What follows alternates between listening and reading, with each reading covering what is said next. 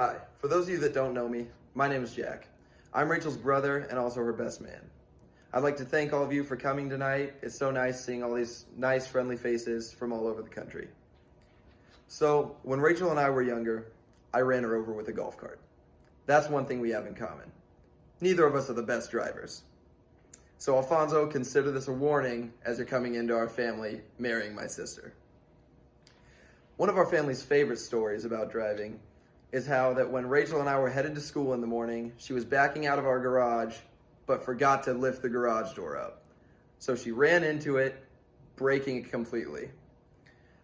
It was that morning that Dad got a phone call. You know, one of those phone calls that go, Dad?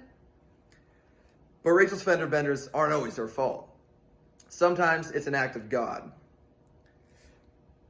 A couple of years ago, while she was driving down a street in Omaha, a mighty wind picked up a chain link fence by a construction site and dropped it on her car.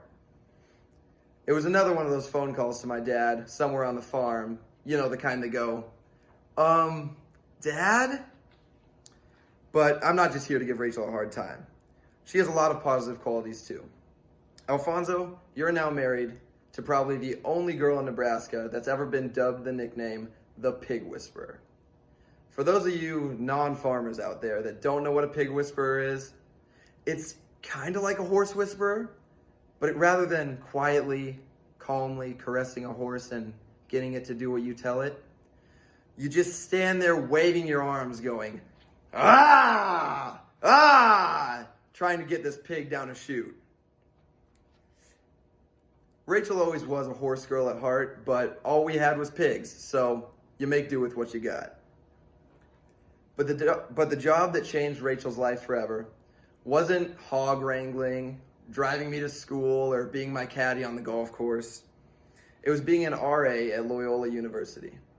This is where she met Alfonso. The more I got to know Alfonso, the more I understood how perfect of a guy he was for my sister. Why he was the first suitor not to get friend-zoned by the Pig Whisperer. Rachel and Alfonso share the same values. They're both into circumstances most people in this room, myself included, wouldn't dream of. They believe they're personally responsible for helping solve the ethical dilemmas in this society.